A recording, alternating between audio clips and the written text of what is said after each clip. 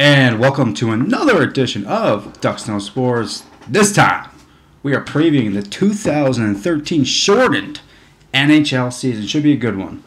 But before we get to season, of course, we got to start with a recap of the lockout. In my opinion, both sides should be really embarrassed by how far the lockout got in, because at the end of the day, the deal they took was the same deal basically that was on the table on September. So wasted a lot of time. And a lot of fans should be pissed off and still are pissed. And we'll see.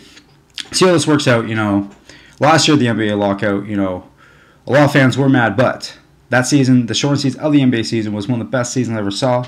We'll see if maybe this will be one of the best seasons I've ever seen in the NHL. But very, very discouraged by the way it went on. And just looked like a bunch of people just arguing, a bunch of rich people arguing over a big pile of money. Very, very embarrassed, and both sides should really be embarrassed on how long that went on. But we move on with my season preview. Usually what I would do is I would break down division by division by division, but with time restraints, don't really have that with the season starting tomorrow. So we'll be doing my top 5 storylines heading into the NHL season. Of course, we'll start with number 5. Number 5 is, will the young teams have an advantage? Of course, this is going back to the NBA. Last year, the start of their season after the lockout, a lot of teams in the NBA, they had an advantage if they had young kids. And I think the same thing will happen this time around. With a shortened season, and you're going to get a lot of games in a short span, I think teams like the Edmonton Oilers will have an advantage, or New York Islanders might have an advantage. A team with a lot of kids, I think, will have a big advantage over maybe a veteran team like the San Jose Sharks or the Detroit Red Wings, a team like that. So, and I think they could really take advantage. And the Edmonton Oilers have been knocking on that door from the playoffs the last couple of years, and I think this could finally be, with shortened season, working their advantage and maybe finally break down that door and get into the playoffs. So, storyline number 5, will young teams have an advantage? I think they will, but only time will tell. Next storyline, can Sidney Crosby come back to full health? Of course, we all know Sidney Crosby hasn't played a full season in like 13 years, I believe. And, but in all seriousness, has been hurt the last year and a bit as two concussions a couple years ago. Last year, in and out of the lineup all year, but never was really the old Sidney Crosby. But I think this will be perfect for Crosby with that short run last year in the playoffs. Had all summer to train and all this lockout to train too. And I think Sidney Crosby will finally be at full health. I think that's good. I think it's good for the league when Sidney Crosby is at full health, because it just makes money for the league.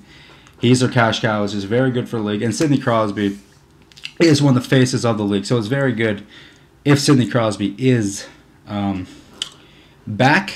And only time will tell. But can Sidney Crosby come full health? I think they will. And if Sidney Crosby is at full health, if Malcolm plays the way he did last year, I know they don't got Jordan Staal anymore. And if Fleury can just make enough saves, make the right save at the right time, there might be nothing stopping the Pittsburgh Penguins from going on to win Lord Stanley's Cup. Moving on, though, to storyline number 3. Will the Staal brothers work out in Carolina? Of course, the big splash, one of the big splashes over the summer, was Jordan Staal being traded to Carolina.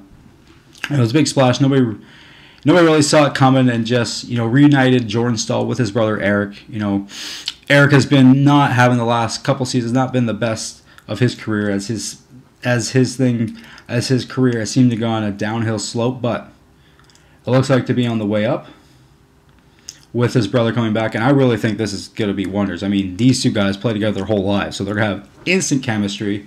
I know they didn't go through a long training camp, but I don't think it will matter, because these guys will know how to play off each other. They're brothers. They have instant chemistry. I think this will be great. And you look at Carolina with the two Staals, great goalie in Cam Ward, Skinner, and they get a solid defenseman back there. I think there's nothing stopping the Carolina Hurricanes from being a good team this year. As I truly believe, Carolina Hurricanes are a top 3 team in the East this year. with Jordan Staal, because I think Jordan Staal will just do it both ends of the ice, same as he did in Pittsburgh. And I think this in Carolina will work out. So will the Staal brothers work out in Carolina? I say yes. Storyline number 2. Where will Berlongo end up?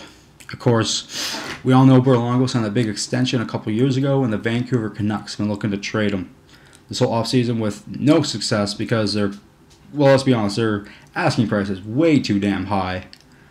And where will he go? Will be interesting. I think it's all said and done. I don't think he's going to Toronto. I don't think he's going to Philly. I think it's all said and done. I think he's going to ride the pine for the year and get bought out in the summer and end up with the Florida Panthers. So I think that's where he truly wants to be. His wife lives there. He still loves to play in Florida, and I think he'll want to be out of the Canadian spotlight. I think he's had enough of being in the Canadian media. I think he'll want to go to a place that's a little more quiet.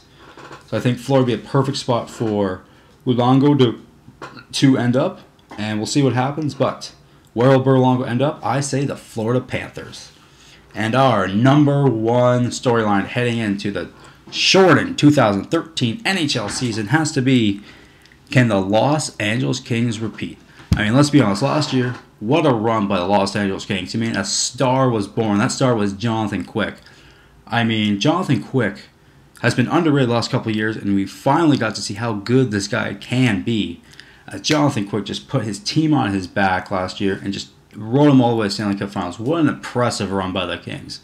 I mean, taking out the Canucks in 5 games, sweeping the Blues, sweeping the Coyotes, and then taking out New Jersey Devils in 6 games to take home their first ever Stanley Cup. Can they repeat? I think they can. I really like the Kings coming into this year. I really think they got a real shot to repeat. I know it hasn't happened since Detroit Red Wings did in 97 and not 98, but can they go back-to-back Cup champs? I think so. I think the team's only get stronger. They're bringing 23 players back from the team last year. Only going to get better. And will the Kings repeat? We will see. But on to the good stuff now as I bring out my Stanley Cup prediction. I will take those Los Angeles Kings to go back to the Stanley Cup Final and get it done again, but this time over the New York Rangers. I think bringing in Rick Nash will be a big splash for New York. I think it will work out. And they're going to get to the Stanley Cup Finals, but lose to the Los Angeles Kings. That will go, who will go back to back Stanley Cup champions. Well, it should be an interesting season, but with a shortened season, anything can happen. That's why I'm looking so far this season. Anything can happen. Hey, even the Leafs might have a shot. Okay. Maybe not that. But everything else can happen. But till next time, I'm Aaron Darcher saying I'm Ducks, and I know sports. Kind of.